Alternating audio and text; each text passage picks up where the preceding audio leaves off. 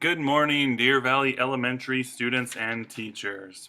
Today is Monday, March 25th, 2013. Today for lunch, we are having country fried steak, mashed potatoes and gravy, green beans, fruit, and a veggie medley. Our announcements today are as follows. Next week is spring break. Wahoo! I know you're all excited. Make sure you remember that we will not have school at all next week. This Friday, we will have a very special assembly at 1:30 p.m. I'm not going to tell you what it is, but you will be very happy. Teachers, please check your emails for faculty updates. Lastly, we have a banner in the hallway for Mr. Cook, thanking him for all he has done for our school. As many of you know, he will be leaving at the end of the week. So if you have a chance, stop by in the hall and sign his banner.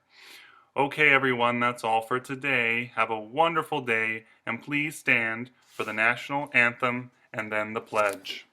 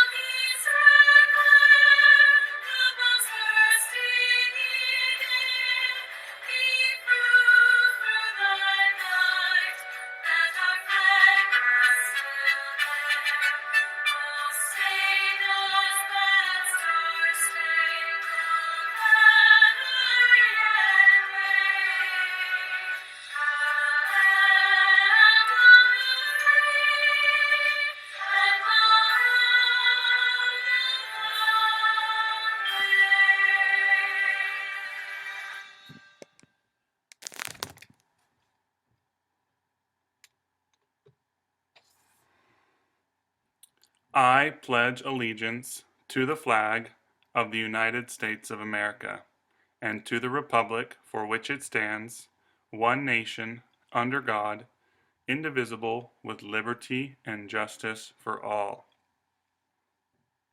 Thank you, class. Please be seated.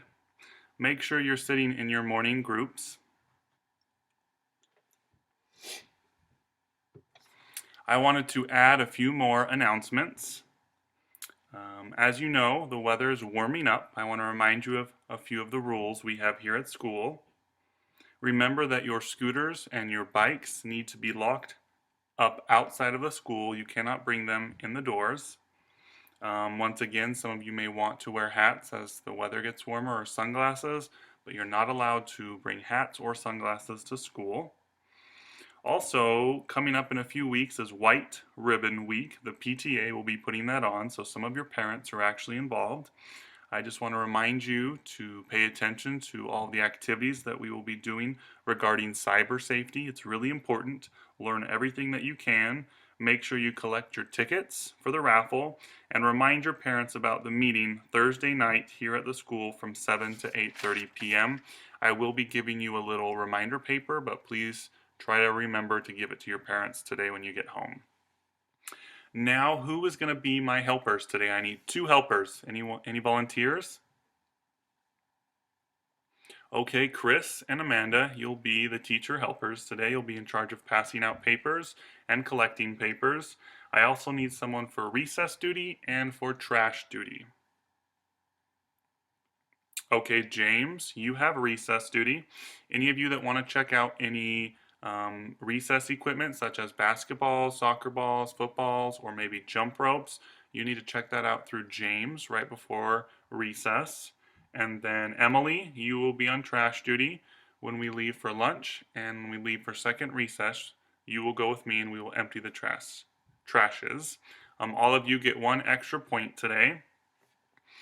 I also wanted to tell you that we're going to have a sub on Wednesday, only for the afternoon. So I'll be here in the morning, but I just wanted to give you a heads up. I don't know who the sub is, but it will be a former fourth grade teacher, so we should be good. I'll let you know what we're doing Wednesday morning so that there won't be any confusion.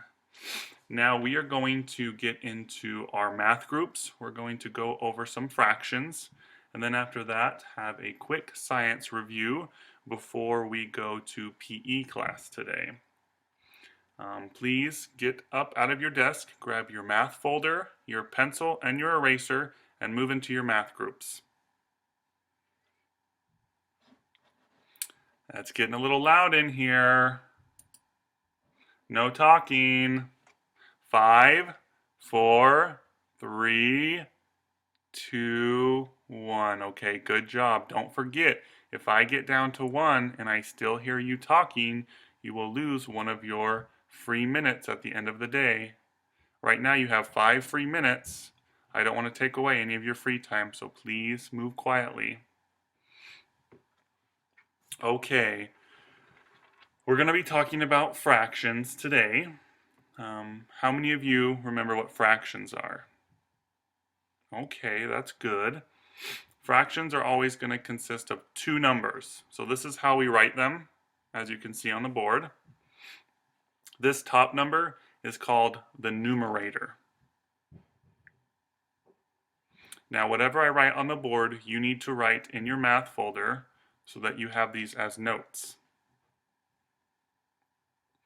So right here, where I wrote numerator, put that in your math folder. And this bottom number is called denominator. So make sure you write that word down as well. These are very important words. So what's the top number?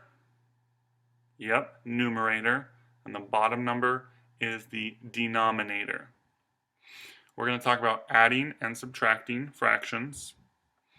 First, we're going to say some pretty simple fractions. 1 over 2 and 3 over 2.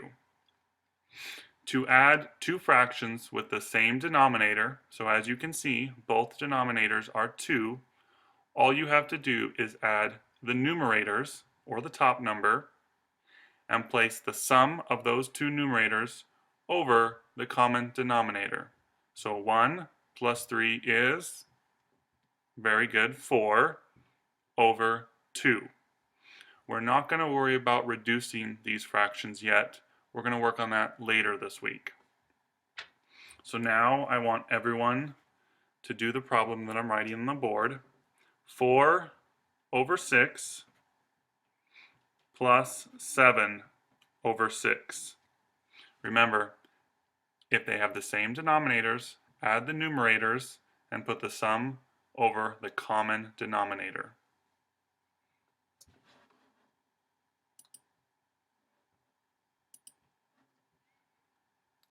Okay, the answer is 11 for the numerator and 6 for the denominator. If you got that right, put a check right next to it. Now we're going to talk about subtracting fractions with the same denominator. So once again, if you have the same denominator, all you have to do is subtract the numerators and place that difference over the common denominator. So I'm going to write a problem on the board, and you all copy this problem and try to do it in your math folder. Okay, try this problem.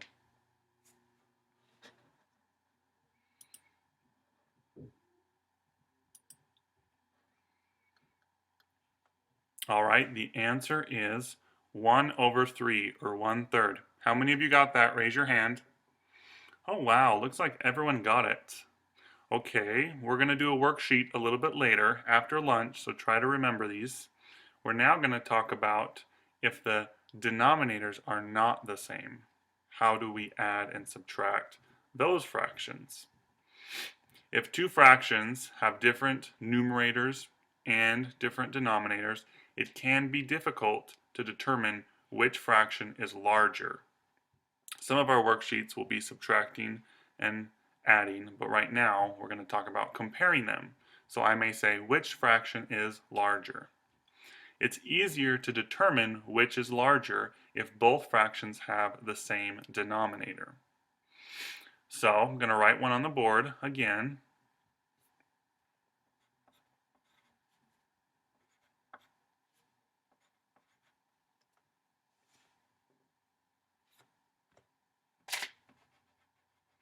So we have 1 over 6 and 2, nope, I'm sorry, and 4 over 12. Which one do you think is larger? Okay, I'm going to show you how to figure this out. Multiply the numerator and the denominator of one fraction by the same number, so both fractions will have the same denominator. Now I'm going to give you an example. If we have 5 over 12 and 1 over 3, and we're trying to compare these two fractions, 1 over 3 should be multiplied by 4 over 4. It does not change the value of 1 over 3 to be multiplied by 4 over 4 because 4 over 4 is equal to 1, and we've already talked about that. Any number multiplied by 1 is still the same number. After the multiplication, 1 over 3 times 4 over 4, we have 4 over 12. So now we can make the comparison between 5 over 12 and 4 over 12. All we have to do is look at the numerator and see which one is bigger. Is 5 bigger or 4 bigger? Correct, 5 is bigger.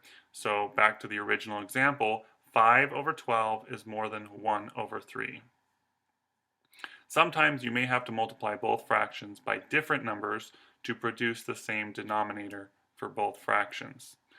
For example, if we have, and copy this down, 2 over 3 and 3 over 4, and we want to compare them, we have to multiply 2 over 3 by 4 over 4 to get 8 over 12, and then we have to multiply 3 over 4 by 3 over 3 to get 9 over 12. And now we can compare 9 over 12 to 8 over 12, and we know that 9 is greater than 8, and so there we have our answer. The fraction with the larger numerator is the larger fraction if the denominators are the same. We're going to come back to this later. I wanted to review some of what we talked about in our science class yesterday and make sure that you didn't have any questions. If you remember, you went to Miss Brown's class for rotations and she talked about matter. This is going to be on your end of the year test, so I really want to make sure that everyone understands it. Matter is the stuff around you. Matter is everything around you. Anything that's made up of atoms and molecules, remember, those are two of your key words. Matter is anything that has mass and takes up space. If you don't remember, or this is the first time you've heard of the idea of mass, mass is the amount of stuff in an object. We can talk about the difference between mass and weight in another section. Right now, we just want to talk about matter. And matter is sometimes related to light or electromagnetic radiation. But even though matter can be found all over the universe, you can only find it in a few forms. As of 1995, scientists have identified 5 physical states of matter. Each of those states is sometimes called a phase. So we may say phases of matter or states of matter. And maybe by the time that you are old, scientists will have discovered another state or another phase. You should know about solids and liquids and gases because we covered those in 3rd grade. But there's 2 more that we're going to talk about. One state is called plasma, and another one is called the Bose-Einstein condensate, which many times is written BEC.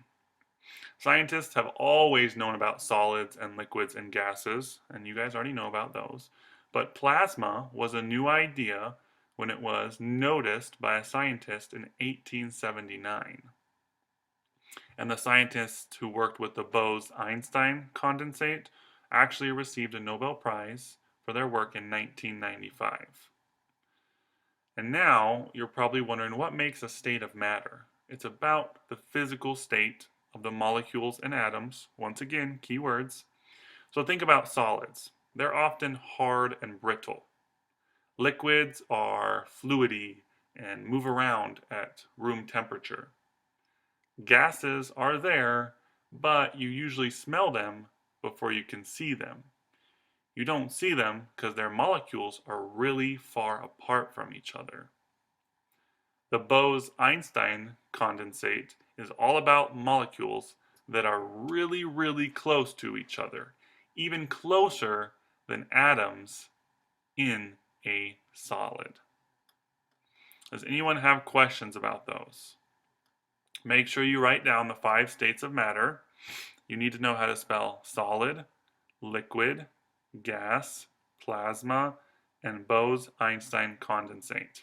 You cannot write BEC, okay? You have to spell out the entire word. And remember that there's a hyphen in between Bose and Einstein because those are the 2 names of the scientists. All right, everyone. It's about time for recess. You can have some silent reading time for the next 4 minutes, and then we're going to go out to recess.